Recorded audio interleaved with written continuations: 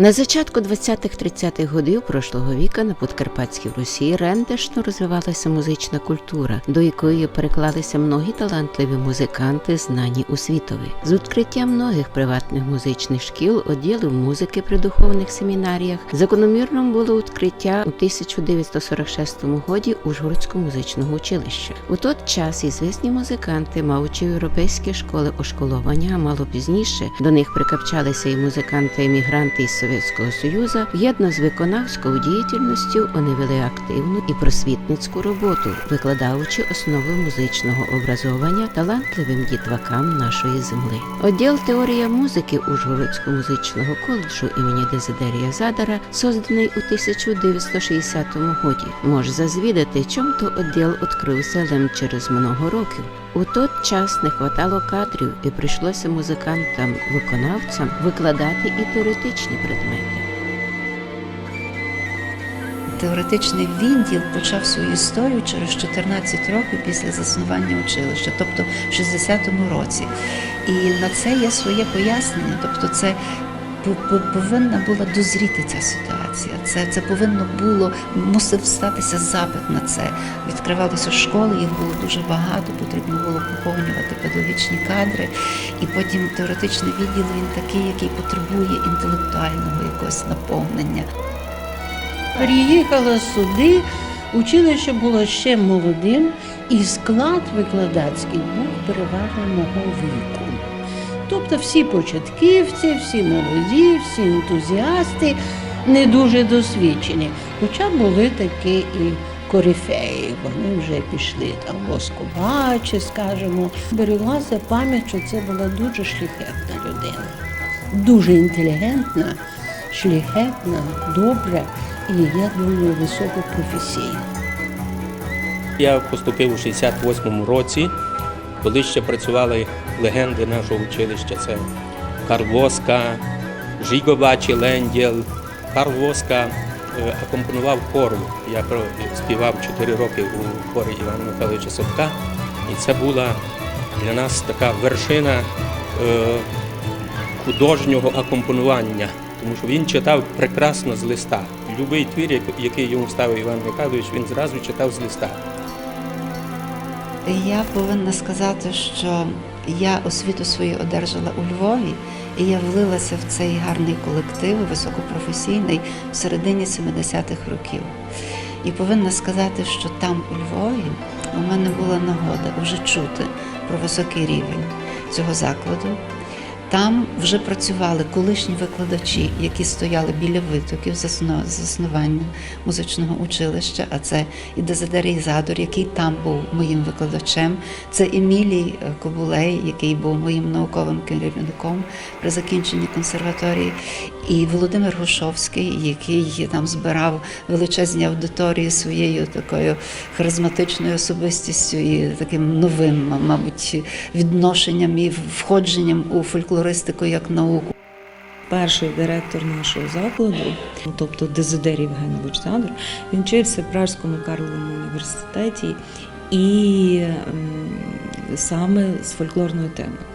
Тому потім ми знаємо, що він і збірочку склав разом із Костею Милославським. Тому буквально з перших днів заснування цього закладу до фольклору було надзвичайно шанобливе ставлення. Що стосується Задора, то вражає його різновічність. Він реалізував себе багато в чому і повинен був би в тому числі і починати педагогічну діяльність, яка тут дуже потрібна була. Предмет аналізу музичних творів інтересно вів талантливий музикант, піаніст за образованням Емілій Кобулей. Взагалі, Емілій Дмитрович був дуже талановитою, різносторонньою людиною. Йому було цікаво все. Ми знаємо, що він був прекрасний піаніст. У нас він викладав, я вже казала, теорію музики, гармонію і аналіз музичних форм. Він настільки все це подавав цікаво, доступно. Він старався в кожному цьому музичному явищі знайти щось таке, щоб нас зацікавило, щоб ми могли вже з того робити якісь висновки, щоб ми це все застосовували, я вже казала, в своїй роботі. Емілій Дмитрович, я з ним познайомилася вже в стінах Львівської консерваторії, тоді вона називалась Вищий Львівський музичний інститут імені Лисенка. Людина надзвичайної культури, завжди елегантний, завжди стриманий. Якщо навіть робив комусь зауваження, то робив це в такій формі, що ти хотів іти працювати над своїми помилками, аби більше цих помилок не було. Це для нас було прикладом і це для нас було стимулом для того, аби ми краще вчилися. Тому теж спогади надзвичайно теплі. Він піаніст, він теоретик, він вів аналіз музичних творів і теж дуже добре. Теоретик, як ми колись жартували, теж музикант. Так що треба займатися і живою музикою. Емілій Кобулей, він був людиною дуже великої, такої делікатності, дуже високої культури. З ним я мала спілкування вже тоді, коли він нещодавно перебрався з Ужгорода. Це була десь друга половина 70-х років і став викладати в консерваторії. Музикантський рівень його. Тобто він викладав інструментознавство і вів інструментовку, по крайній мірі у мене. Пізніше він став прекрасним фахівцем в області аналізу музичних форм. І він прекрасно грав на інструменті. Взагалі, тоді, коли він сідав за інструменти, доторкався до клавішів, то це взагалі була, це було насолода слухати. Одним словом, сформований музикант широкого профілю. Теоретик, музикант і піаніст, він і диригентською справою займався. Володимир Леонідович Гушовський – це перший викладач фольклору в Ужгородському музичному училищі.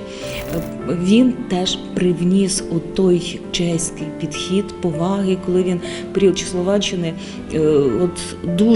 він вчився у Панькевича, і це було то коріння, яке свідчило про те, що фольклор – це щось святе. Якась така світла богиня, світла наука. Він же ж і започаткував фольклорні експедиції. В нього був мопед, і, як правило, він їздив туди, де, до батьків студентів, разом зі студентами, і знову ж таки збереглося дуже багато таких цікавих, гарних спогадів. Між іншим, про Гушовського ми написали книжку «Гушовський Закарпаття», маю на увазі теоретичний відділ, і в цю книжку увійшли спогади і викладачів, і якісь дослідження, певні дослідження студентів, і це дуже позитивно, тому що ми маємо знати своїх героїв. Теоретичні предмети, що мені видається взагалі важливим, викладали музиканти, які мали вияв в різних напрямках свого музичного обдарування. І це важливо, тому що якщо хтось думає, що теоретичний відділ – це такий аскетичний, сухий, де взагалі до музики немає ніякого відношення, то це зовсім не так. Це такий рівень музикантів в особі Дезидерія Задора, в особі Емілія Кобулея, в особі Володимира Гушовського, яким було тут уже, може, і затісно. Інтелектуальні їх ресурси були такими, що вони стали на рівні із професорами Львівської консерваторії тоді. Найпершими викладачами із базовим теоретичним образованням були Георгій Стадник, Вальдемар Ейхлер, Галина Басараб, Єва Молнар, Інна Попова, Степан Арпа та многі другі. Коли я появилася, ще професійних теоретиків було мало. Був Стадник Георгій Петрович, який очолював тоді відділ, був Ейхлер Володимир Людвікович, і трошки раніше за мене появилася Басараб Галина Васильівна, і потім я. Ось ми так четверо були професійними теоретиками. Вальдемар Людвігович Ейхлер. Це викладач приїхав з Росії. Про нього ходили різні легенди, як він викладав. І на першому курсі у нас викладав якраз такий предмет, як теорію. Метод його дуже простий. Він давав дуже лаконічні конспекти і дуже багато практичних завдань. І ось один із таких методів його роботи – це якщо студент написав на 5, він відпускав з уроку. Це заставляло нас дуже добре мислити, і всі старалися написати на 5 контрольну роботу, щоб його відпустили з уроку. Ейхлер якраз був більш таким професійним музикантом, хоча він вузько спеціалізувався, лише викладав гармонію, але в нього він такий на 50% німець за етнічним походженням, і в нього така якраз національна логічність німецька. І це, значить, відбувалося на його викладанні, на його системі, яка давала результати. Тобто ті, хто вчився Ейхлера, вони дуже ґрунтовні набували знання з гармонії. Це його був улюблений предмет. Людиною дуже простою, ерудованою, багато розповідав про кінофільми, про архітектуру. Це нас дуже цікавило. Нам дуже повезло із викладачами, тому що ми мали можливість навчатися у таких уже тоді провідних викладачів. Це Попова Інни Василівни, Басараб Галини Василівни і Емілія Дмитровича Коблея. Кожен з них був дуже яскравою творчою особистістю, і кожен з них нам старався дати все для нашої майбутньої професійної діяльності.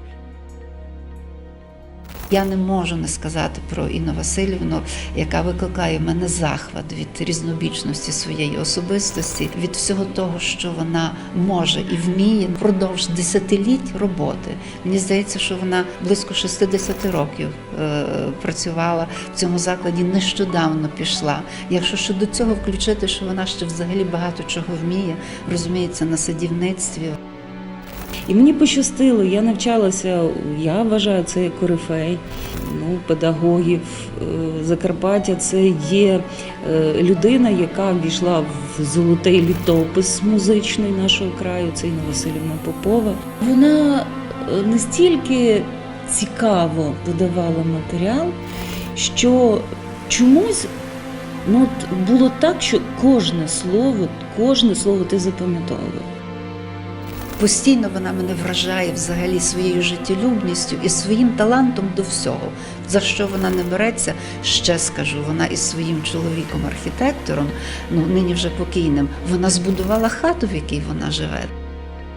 Інна Василівна – це людина високої ерудиції, різноманітних талантів. У неї прекрасний голос, вона прекрасно володіла фортепіано.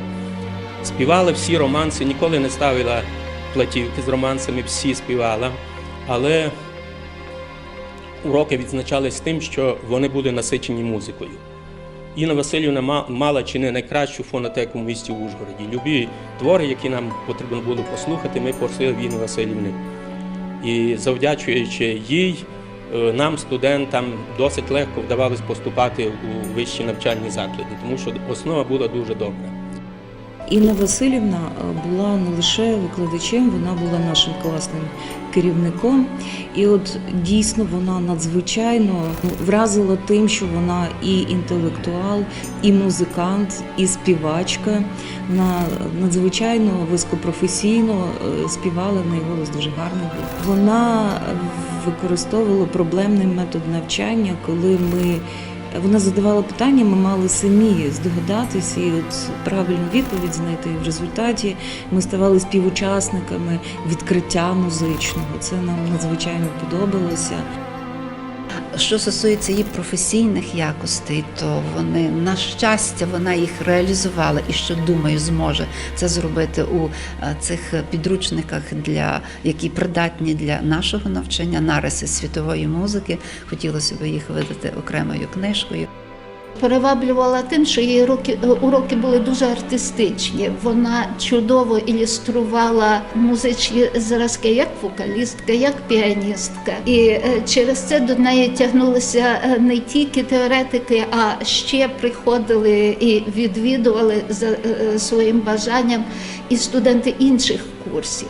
Вона знала надзвичайно багато. Вона не обмежувалася лише підручником. Ні, це була ходяча енциклопедія, яка людина, яка прочитала всі можливі книжки, їй дуже подобалася психологічна література, якісь деталі про композиторів. Вона завжди виявляла власну позицію, яка базувалася на аналізі надзвичайно широкої літератури. Вона нас спонукала читати. Ми виписували журнали.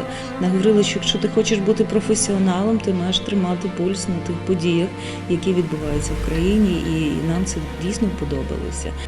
Людина дуже широкого кругозору і дуже високих професійних якостей. У той час викладачам прийшлося майже з нуля починати создавати методику викладання предмету, бо не було відповідної фонотеки, бібліотеки. Викладачам приходилося співати і грати оперні й симфонічні твори з клавірів. Басараб, вона фанатичним викладачем, фанатиком. Її спеціалізація сольфеджіо була улюбленою, і вона багато нового вкладала, хоча це нове викликало відсіч і теж породила конфлікти. Це жінка-максималістка, в неї завжди все занадто. Завжди занадто, нема золотої середини, і це може, не знаю, з одного боку і добре, з іншого боку, може і заважало. Галина Васильівна Басараб – це людина, яка закохана у свій любимий предмет сольфеджіо. Уроки в неї проходили дуже строго, з різноманітними формами роботи, і диктанти, гармонічний аналіз, слуховий аналіз, читання з листа. І все це потребувало від студентів дуже великої концентрації і уваги. Це складний предмет. Це складний предмет, але Галина Васильівна мала свою методику. Якщо отримували двійку, вона дозволяла перездати на трійку, на четвірку, поки не буде досить висока оцінка. Галина Васильівна викладала у нас курс методики викладання сольфеджіо. По суті, це одна з базових теоретичних дисциплін, яка готувала нас до майбутньої роботи на педагогічній ниві. Що нас вражало, це надзвичайна сумлінність, відповідальність і бажання дати нам на своїх заняттях значно більше, ніж передбачає програма. Вона весь час приносила якісь друковані праці, вона спонукала нас до того, аби ми читали не тільки саму методику, психологію, щоб ми цікавилися новинками, весь час опрацьовували літературу. Ми писали дуже обширні конспекти, кольорами. Це була така надзвичайно складна, але водночас і та робота, яка потім дала свої результати, бо ті конспекти з методики ще не одне покоління наших наступних колег використовували. Всі казали, що от як багато ви зробили протягом цього училищного курсу. Та її енергетика, ентузіазм, постійне бажання, щоб всі знали, але щоб всі були довкола неї. Оце згуртування давало можливість мені, як іще тоді юній, необізнаній, побачити, що мене чекає в майбутньому, і як я себе, напевно, побачу в ролі викладача. Студенти училища 60-х споминали уроки музичної літератури як живое общення з музикою. Більшість випускників відділу робить в музичних школах, дехто за кордоном. Географія їх творчості обіймає ушитки континенти планети – Європа, Америка, Азія, Австралія. Михайло Давидович Лєвін, він емігрувавши із України в Америку, не втратив ту Україну.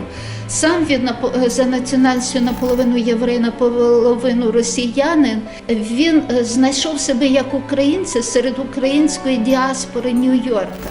Він став співпрацювати з ним, писати україномовні поетичні тексти, хоча раніше українською не володів. Він писав пісні про Карпати, які він тут залишив. І все це виконувалося хором української діаспори Нью-Йорка «Думка». Василь Прокопович Карабан вів курс інструментознавства, і взагалі до нього ми ходили з будь-якими питаннями, проблемами життєвими, особистими, навчальними. Він всіх вислухає, він всіх підтримає, він всім допоможе. І заняття проходили настільки невимушено, що ми потім навіть в кінці запитували, що вже завершилося. Тобто, помимо тих якихось бесід, розмов, часто і виховного плану, ми виконували всю програму необхідну і, відповідно, здобували необхідні знання. Це людина, яка попрацювала в нашому училищі десь років 40. Надзвичайно скромна, трудолюбива. Його дуже любили студенти, адже він завжди мав з ними добру комунікацію. Людина високої ерудиції, музикант, хормейстер, теоретик, закінчив Львівську академію, теоретичний відділ. Дуже добре комунікував із викладачами, із студентами, і це найприємніше враження від нього. Щодо Молнар, дуже хорошим викладачем з музичної літератури. Те, що вона була піаністкою, дуже їй допомагала, тому що в викладанні цієї спеціальності обов'язково треба було користуватися інструментом, грати, і це якраз було її великим плюсом. Пан Степанович Арпа читав у нас невеличкий курс, який називався «Музична психологія». Варто сказати, що я ще вчилася в училищі в радянський період, і, власне, таким дисциплінам надавався певний ідеологічний зміст. А Степан Степанович був людина європейського спрямування, рівня. Він угорську мову знав, німецьку мову знав. Він весь час теж виходив за рамки програми і знайомив нас із дослідженнями зарубіжних вчених, і ми йому за це, безперечно, дуже вдячні, бо це був крок уперед, порівняно із тим, що, мабуть, було в інших навчальних закладах такого типу.